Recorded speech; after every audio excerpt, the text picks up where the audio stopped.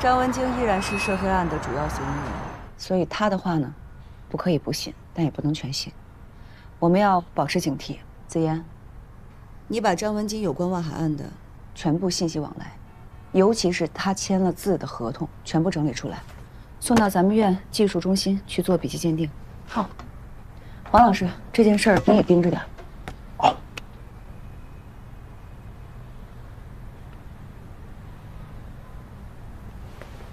洪组长，哎，说说你们今天的工作情况吧。啊，我们今天就是在我们负责的这一块，做一些材料方面的准备，挺充实，也挺忙的。啊，准备工作。准备工作，做到乔振兴家去了。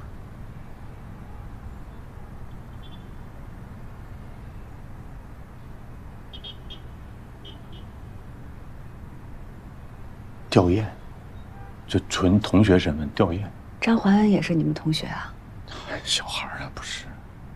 因为我吊唁，我不得给人送白包去吗？完了 ，ATM 机取钱，他陪我去的。取多少钱呀？还得有人陪着。1000。你非得今天去吗？没有别的地方可去了？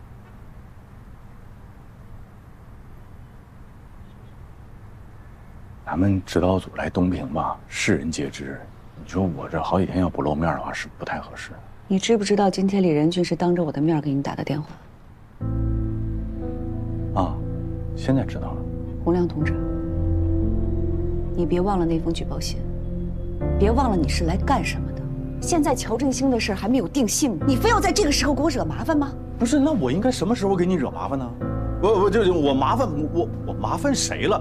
我去他们家，我打车的钱是我自己出，我也没找他借。你别忘了你的身份，我是一个公民啊！啊，我公民你来的时候领导怎么跟你说的？让你摸摸情况，你摸死了不能给人送白包吊唁去吧？是你们早上把我们给忘了，我们没有资格跟你们一块儿去审讯，我们只能在宾馆的房间里空坐着。你让我在房间怎么摸谁？你是不知道今天李检当着我面打电话的那个样子。我知道他态度干啥？他没明说，他就是在告状。洪亮，你这个做法直接影响到省院和市院的关系，你直接影响到我的工作了。哎呀，我都影响到一部主任的工作了，这么大事你为什么不提醒我呢？走，咱俩好好谈一谈，谈谈你最近，我觉得你就不在工作状态上，一天天的年纪轻轻的，你想干啥？你想飞呀？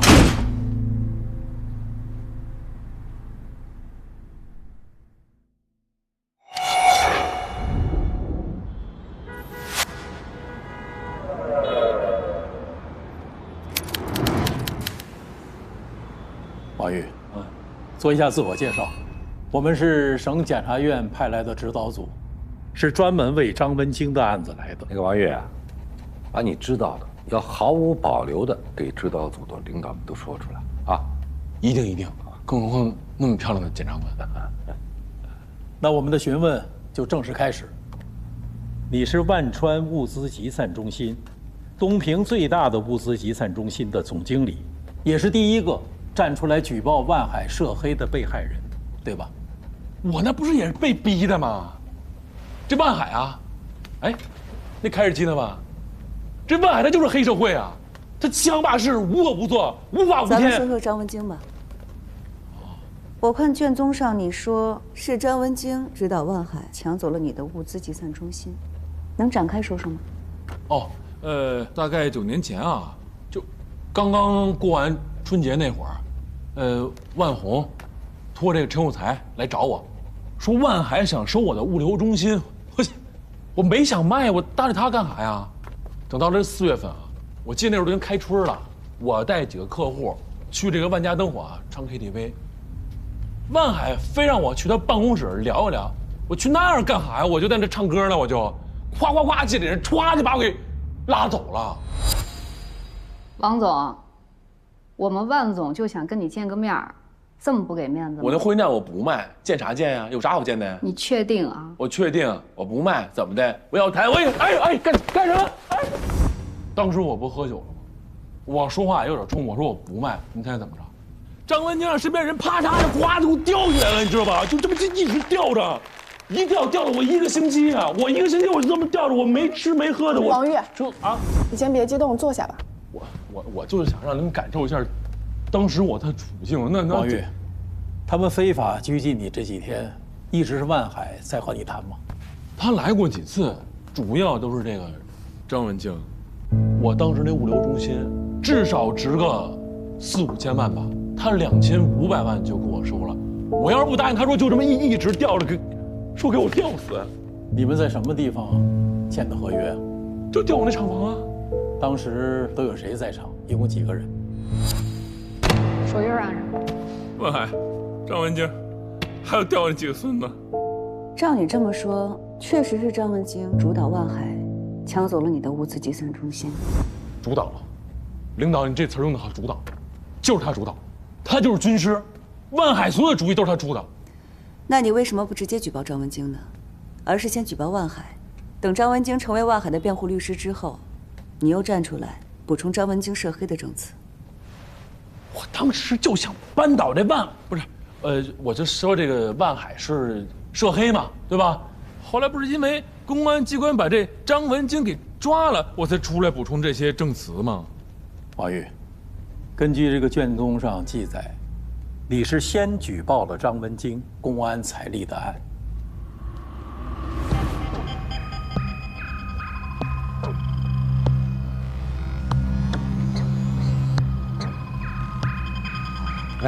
王玉，喝口水，好好想想啊，到底是先举报的张文京，还是公安先立的案呢？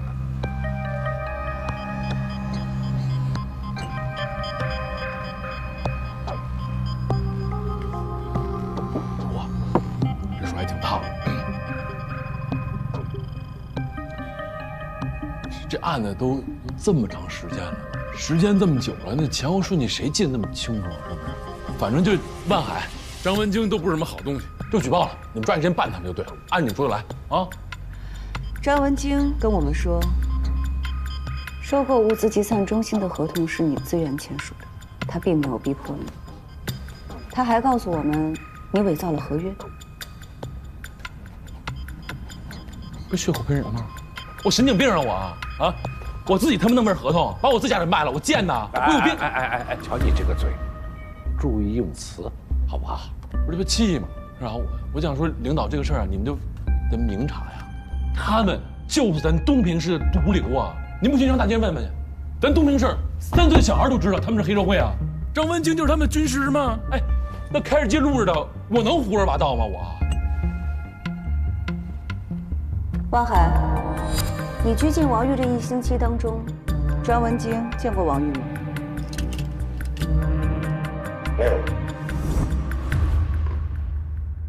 黑线历史，谁不外传？是我赢的是这个。别动手！别动手！黑线历史，谁不外传？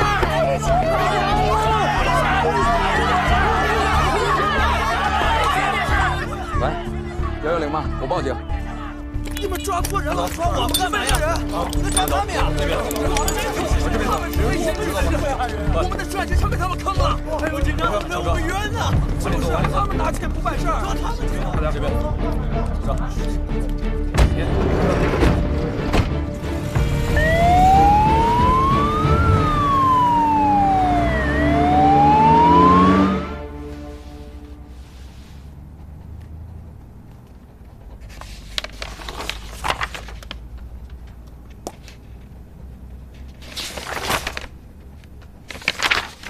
陈有才，你和万家是什么关系啊？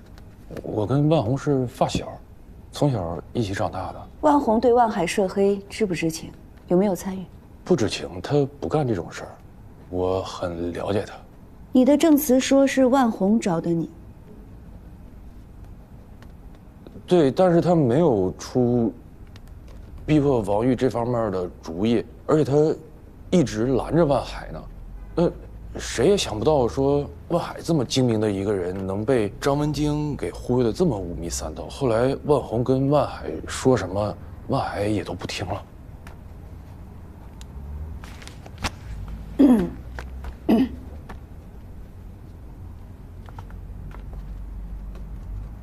我希望你想清楚，我们调查了你的资料，10几年前你跟万家就开始打交道了。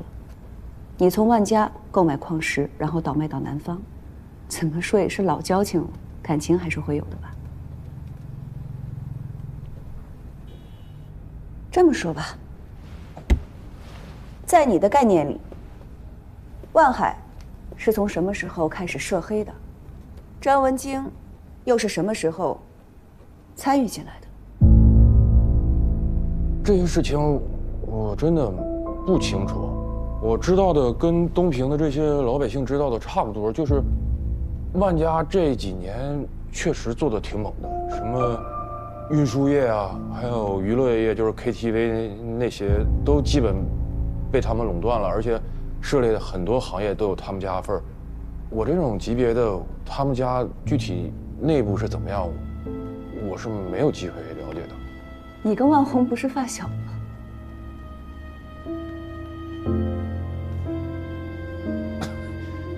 对，有个，但是我们俩之间那个，不像你们想象的关系那么的熟。是我其实一直在外面说，我跟万红是发小，从小一块长大的。但是万红在外面不提，别人问他，他也不回答这事儿。其实我们俩就是很纯粹做生意的关系。陈有才，我们走访了你身边的人，在外面，你是他人眼中值得信任的好朋友；在家里，你是好丈夫、好父亲。也是积极赡养老人的好儿子。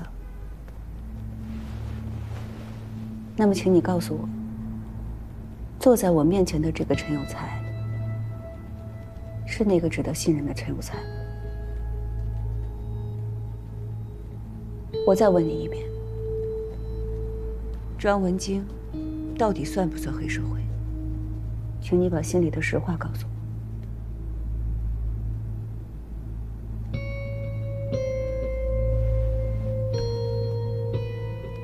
回答我。能不能喝口水？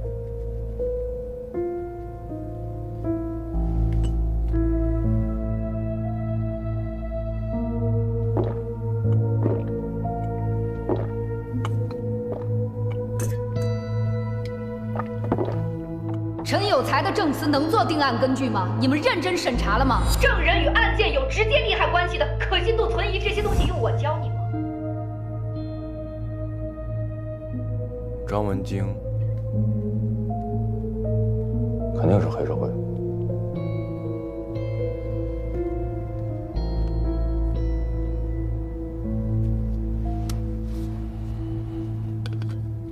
你要为你说的每句话负法律责任。陈有才，你对张文京的所有证词都准确无误吗？准确。无误。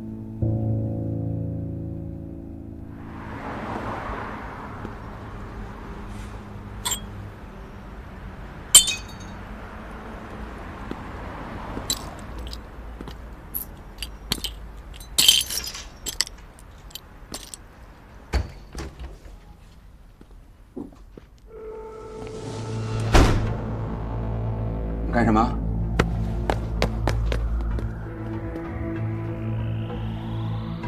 我劝你们赶紧离开啊，不然我报警。傅大律师，聊聊吧。你知道张文京为什么能是黑社会吗？因为你们想让他是。这话说的没错。那你信不信？你也得变成黑社会。咱们谁是黑社会啊？啊！你们简直是无法无天了，颠倒黑白，指鹿为马。张文京是无辜的，我要替他辩护。坐下吧。现在是学习时间。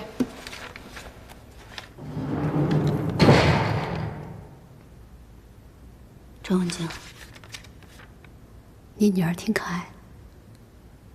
你说啥？我说你女儿挺可爱的，梳俩小辫儿，跑起来一翘一翘的，真可爱。要个人。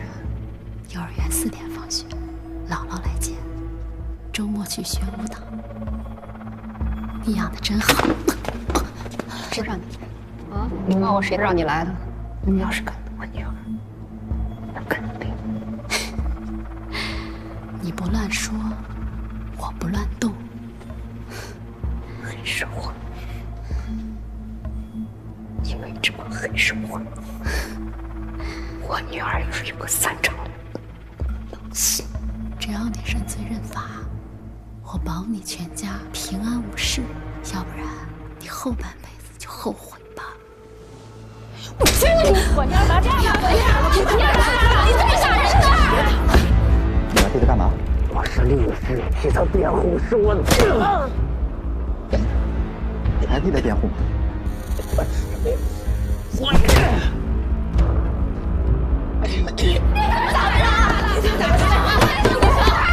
他为什么打架？我什么都没做，他打我！老实点，把话给我递出去，是不是？走。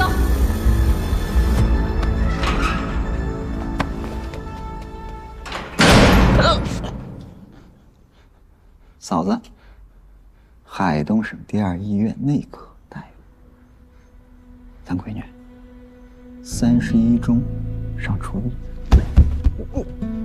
换个地方，你还能继续当律师，继续替别人辩护，别让我在东平再见到你。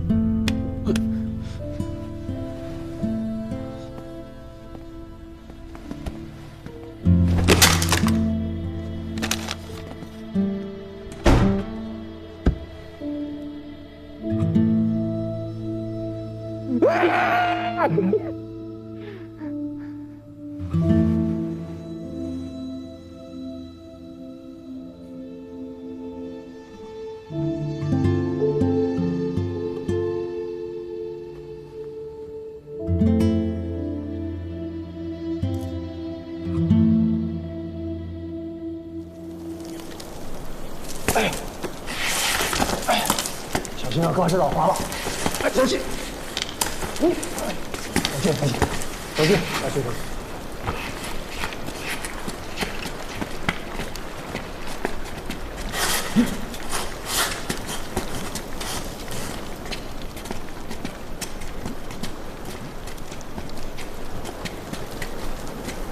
前面，就这，就这儿高。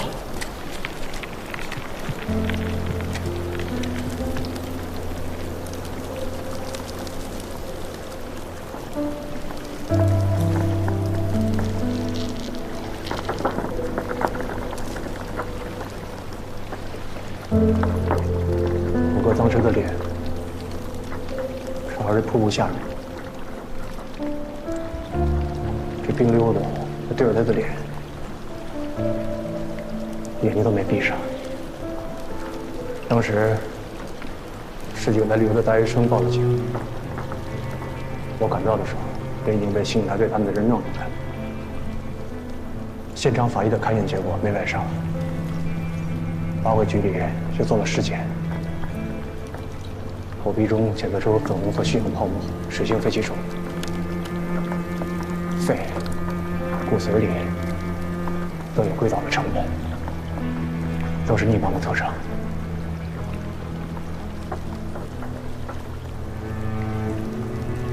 他们推测，人是从上游溺亡之后，被这个水流冲到这儿了。那2天天冷，我哥就被冻在这儿了。哥，你没事吧？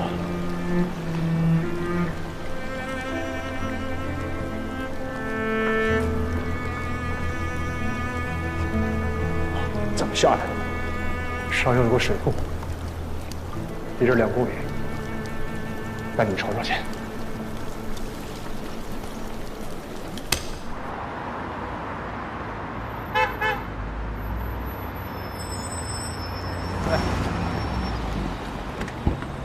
好，哎，谢队。我是万家灯火娱乐城的服务员邵小燕。应该的，应该。 3年前的3月24号那天，我陪着吴小天去给万总敬酒。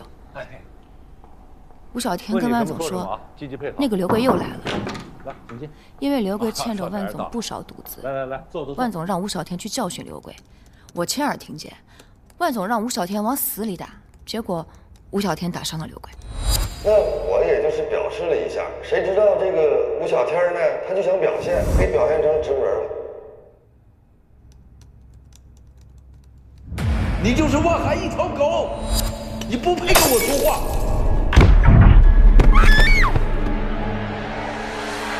后来，赵文京找到了我。自我介绍一下啊，我是万总的律师。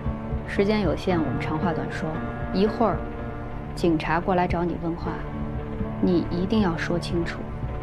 因为刘贵欠了吴小天的钱，所以他们两个发生了冲突，跟万家灯火没有关系，跟万海、万总也没有关系。这是他们两个的私人恩怨。如果你一会儿不能按照我交代的说，你就可以滚出这儿了，也不用想继续留在东平。除了口头威胁，还有别的吗？没有了，那倒没有。万海和吴小天是什么关系？他为什么来敬酒？吴小天是我们那儿的保安队长，万海又是他的大老板，那肯定找他敬酒。吴小天敬酒的时候说了什么？音乐太大声了，我没听见。音乐太大声了，那你怎么听到万海指使吴小天教训刘贵的？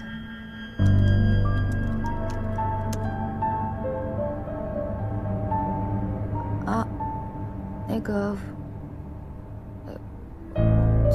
是因为我问你话了，邵小燕，你是不是有什么压力呀？没，我想想，我们既然能把你叫到这儿来，就说明我们是掌握了一些情况的。你今天要是不说，等我们把郑文京举报你诬陷他的证据摆在你面前的时候，处罚的结果可就大不一样了。撒谎是掩盖不了事实真相的。希望你珍惜这个机会。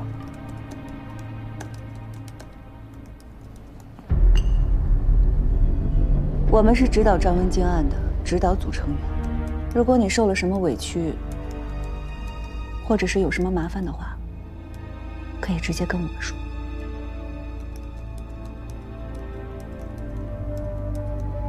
你关于张文京的证词都是真实的吗？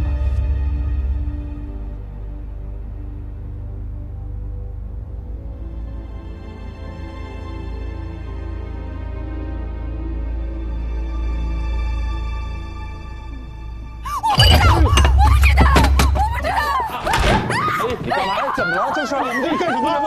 你们这干什么？我可没碰他，还打人！不是你侵犯人权，我告诉你，我没有动手，我们这全程有录像。少来这套手段！谢主任，今天先到这儿吧。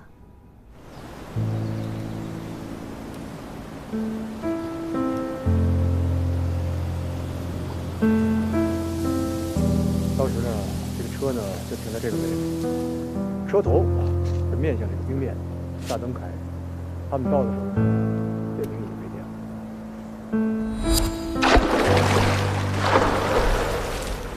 当时车是锁着的吗？没锁，开着。车辆是完好的，车内也没有任何打斗的痕迹，包括这个方向盘啊、车门上，也只有我哥一个人是。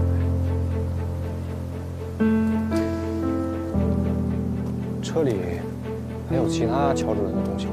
有，他的公文包、眼镜、证件，还有一些其他的物品，还有一个空的白酒瓶子，上面只有我哥一个人是。大喜的日子，你不能只喝果汁，得喝酒。我就喝他酒精过敏，这样我喝行吗？来，没事，我喝。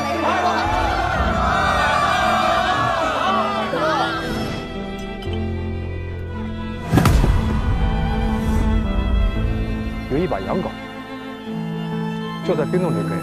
当时呢，分局刑警大队同志呢是根据这个指着的方向逆着找到这冰洞，洋镐就在这个位置，上面也只有我哥一个人知道。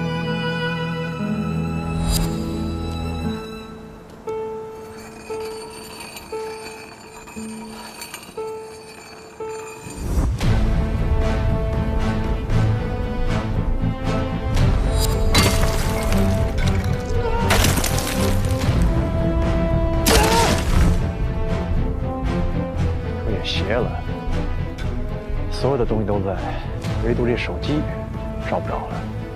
哎，老侯，你现在方便吗？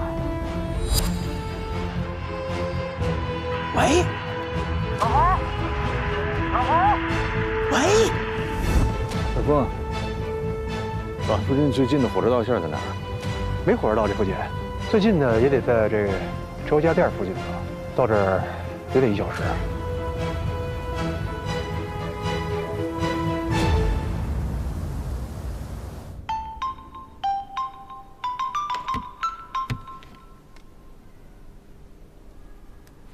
哎，许军，李姐啊，是这样，乔振兴的案子我们已经结案了。我们这边啊，也刚刚开完案情分析会，从调上来的情况综合分析啊，是自杀，没有他杀的痕迹。那自杀的动机是什么？为什么要自杀呀？你们得查呀。我们这块儿也查了，初步推测啊，是不是这个生活上有什么不顺心？或者这工作上有什么不如意？总而言之，我们也不知道。甭管怎么样吧，等正式结案报告下来，我会通知你。先给你打个招呼，有个心理准备。行，先这样吧。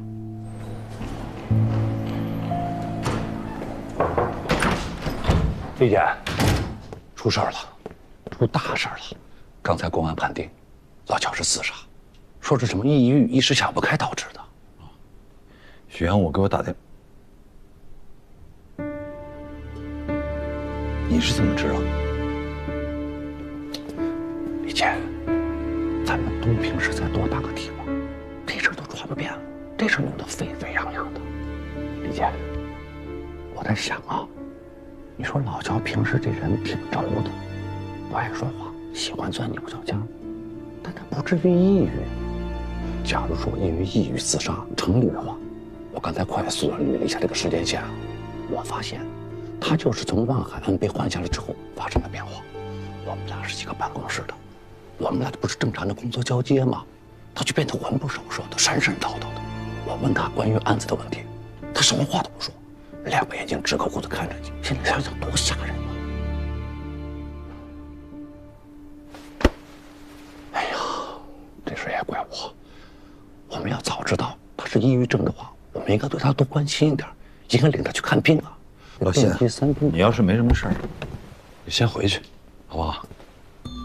哦，行，也可能我多想你，那我去了啊。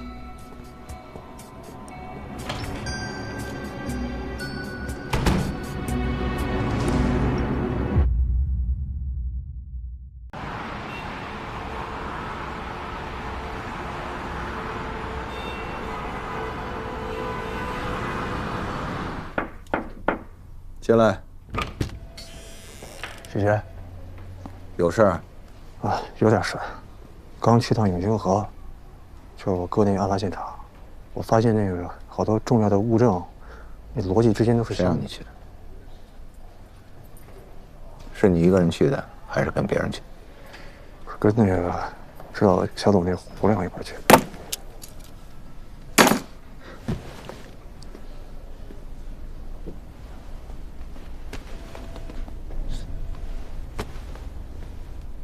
是我拉着他去的。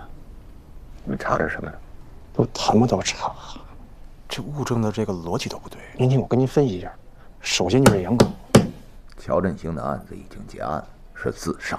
自杀？菊菊，我哥怎么可能是自杀呢？这不是你考虑的范围。咱们这儿刚刚死了一个检察官，这市面上不太平。我劝你，不要把自己往里鼓。不行，王连长，我还得跟你申请一下，我想看一眼我哥生前的通话记录跟行动轨迹。这谁干？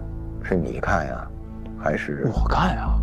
我觉得这案子有问题，我不接受他们这样的。刚才跟你说什么来着？让你不要往里鼓，不要往里鼓，你听不清楚啊？我就看一眼行了吧？出去，出去。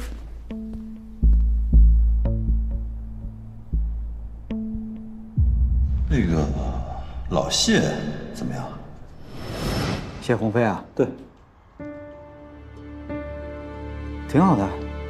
说真的，这个一部的主任的位置，其实谢鸿飞比我更合适。这个万海案谢参与了多少？他没怎么参与。哎呀，你知道的，万海安这2年都是我盯着呢。当然，一部除了这个案子，不论大小，都是谢鸿飞负责，尽心尽力的。那个万海安也有2年了哈，就是有没有那种身心疲惫，同时又觉得压力巨大的时候？肯定有，是吧？所以你要不要休息一下？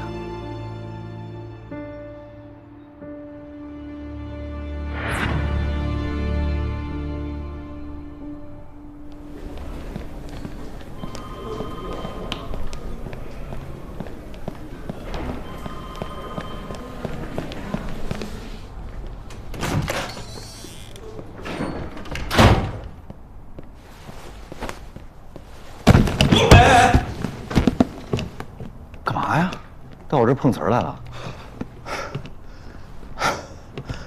这任俊啊，看来你这个代理检察长的位置有点不稳呐。你嘴里积点多吧。你来干嘛呀？出事儿了，有问题，不对劲儿。什么问题啊？我从永清河而来，首先。那个冰窟窿旁边确定是人说是没有渔具的，那说明他就不是自溜一滑掉进去。其次，手机啥都找着了，手机没找着，邪门了。第三，车里发现了一个空酒瓶子，是他喝的，说他喝酒，一口子送医院去，他能喝吗？是不是邪门？所以我赶紧找你。你呀，跟东平公安打个招呼，让他们好好查一查。就我说的这钱，我不是打电话了，那说了，咋说？东平市公安局已经排除了他杀的可能，不久就会给我一个确定的结案报告。不是他杀，肯定也不是失足，自杀。不可能啊！家庭美满幸福，完了他身体健康，没毛病，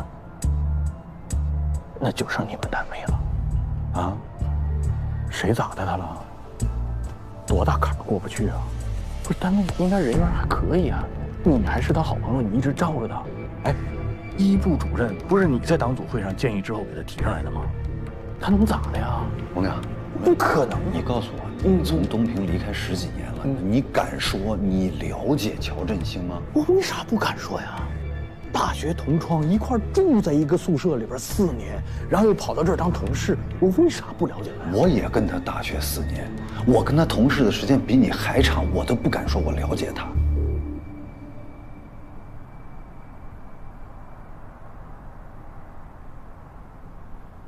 那你有没有从自身寻找过问题呢？就是因为你现在，你要求进步嘛，你现在高高在上，成代理检察长了，未来前途一片大好，那是不是就有点不屑于说体察我们这些基层干部的心态呢？你说人话，你手爪咋那贱呢？我怎么你了？我招你惹你了？我去老乔家吊唁，完了，你就非得当着我们那组长面打那个电话，你啥意思呀？我那是在保护你，保护，知不知道？哎呦我的天哪，我真是长学问了。哎。洪亮，你是不知道自己是什么身份，你是指导组成员，乔振兴的死因都还没有确定，你觉得不敏感吗？就你刚才这个话，你现在这个嘴脸，你就跟我们那个组长郑亚平一模一样。哎，你俩是不是有矛盾呢？你跟我说实话。我上老乔家吊唁，从人性上来讲，我没毛病吧？但是我确实从纪律上来说，我没跟他报备。他没给我报备机会，那所以呢，当天晚上我们这个总结会对痛给我骂，哎，骂的对，就应该骂。我也骂骂你吧，我也保护保护你吧。有些人呐，我建议干点人事儿，别愧对他的名字李仁俊的仁，干点人事儿啊。老乔走了，咱多少年的哥们儿啊！你不上人家去吊唁一下吗？我会去的，但不是现在。周年的时候啊，是不是稍微有点晚呢？我善意的提醒你，你哪怕点个卯呢，你一直不露面，周梅现在恨上你了，知道吗？他说你把老乔给撤了，你为啥给人撤了？对你撤人干啥呀？人干得好好的。洪亮，你一个内行人能别说外行话吗？你真觉得我一个代理检察长能把乔振兴从万海的鲁班人的位置上撤下去吗？是党组开会的结果，跟我有什么关系啊？你知道那个决定下来之后，乔振兴从这门进来怎么骂的我吗？全院上下所有人都听见了。李仁俊，为什么把我撤了？我是工作失误还是滥用职权了？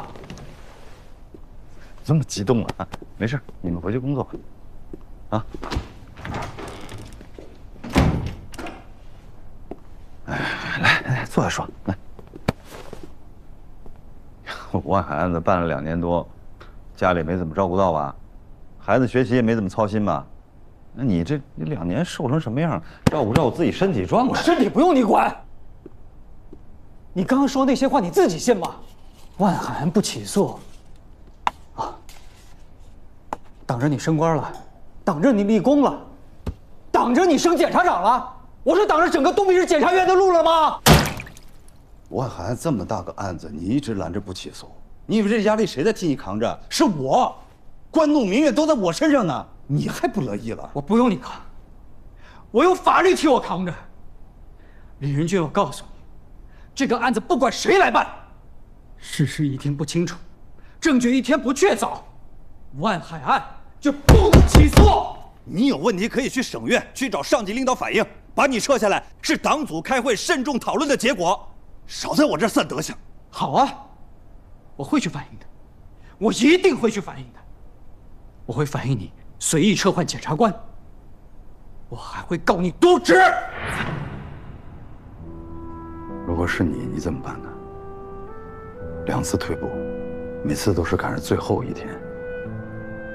我不是没给机会，可再1再2没有再3再4啊！你继续退补，这案子就诉不了了。万海案上上下下2年时间，不诉了吗？社会上的压力，领导的压力，都是我在这替他扛着呢。我说啥了吗？我什么也没说过，他说退就退。有时候我也弄不清楚他到底是针对我还是针对这个案子。全院上下谁都能说他，就我不能。我说1句，他说10句。谨慎是好的，但任何事情它走向极端，那谨慎它就会变成偏执。我不知道该怎么跟他聊。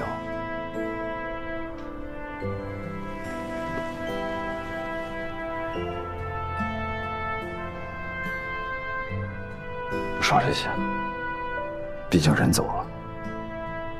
可是，如果真的因为是他抑郁了才自杀的，我有责任。